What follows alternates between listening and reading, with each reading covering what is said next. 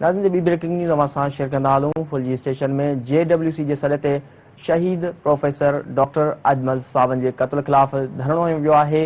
वारसनि जो चवणु हो त फौरी तौर ते डॉक्टर अजमल सावंत जे कातिलनि खे गिरफ़्तार करे इंसाफ़ फराहम कयो वञे। अहम ख़बर अवां सां शेयर करे रहिया आहियूं। फुलजी स्टेशन में JWC जे सॾ ते शहीद प्रोफेसर डॉक्टर अजमल सावंत जे क़त्ल ख़िलाफ़ धरणो हंयो वियो आहे। वारसनि जो चवणु हो त फौरी तौर ते डॉक्टर अजमल सावंत जे कातिलनि खे गिरफ़्तार करे इंसाफ़ फराहम कयो वञे।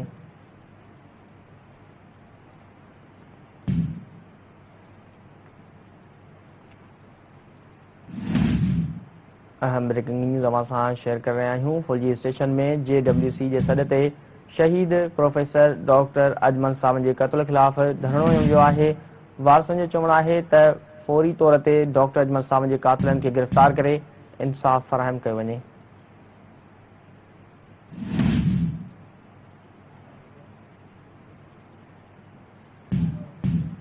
इन बारे सां वधीक अपडेट मालूम कंदासीं। असां सां गॾु टेलीफोन लाइन ते मौजूदु आहे सिंध टीवी न्यूज़ जो रिपोर्टर शाहनवाज़ सुमरो। जी शाहनवाज़, फुलजी स्टेशन में JWC जे सॾ ते शहीद प्रोफेसर डॉक्टर अजमल सावंत जे क़त्ल ख़िलाफ़ धरणो हंयो वियो आहे। वधीक कहिड़ा तफ़सील वटि आगाह कजो।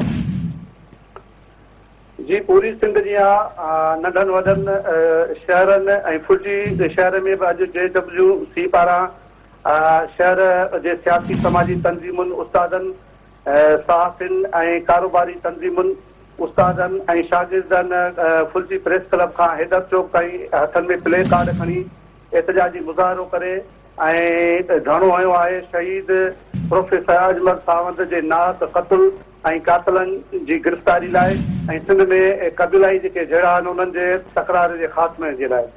एहतजाजी मुज़ाहिरे में जस्कम जे अॻुवाण लाला ज़हीर सुमरो, एम रमज़ान पंवर, पेट अलग साल के दादू जे अॻुवाण एम इसाक साकी, आखूंद नूर अहमद ॾहोट, जॾहिं त सिंध अदबी संगत जी वफ़ा यासीन रही, सहाफ़ी तंज़ीम जे अॻुवाण रियाज़ वली चाडियो, शहज़ाद चाडियो, शाहनवाज़ सुमरो ऐं ॿियनि सियासी समाजी तंज़ीमुनि STP जे मज़हर जतियाल ऐं ॿियनि अॻुवाणनि शिरकत कई ऐं अॻुवाणनि चयो त ही प्रोफेसर अजमल सावंत जो क़त्ल न पर सिंध जे शऊर जो क़त्ल थियो आहे, सिंध जे इल्म जो क़त्ल थियो आहे, सिंध जे तालीम जो क़त्ल थियो आहे ऐं ही सिंध जे नौजवान नसुल जो क़त्ल आहे।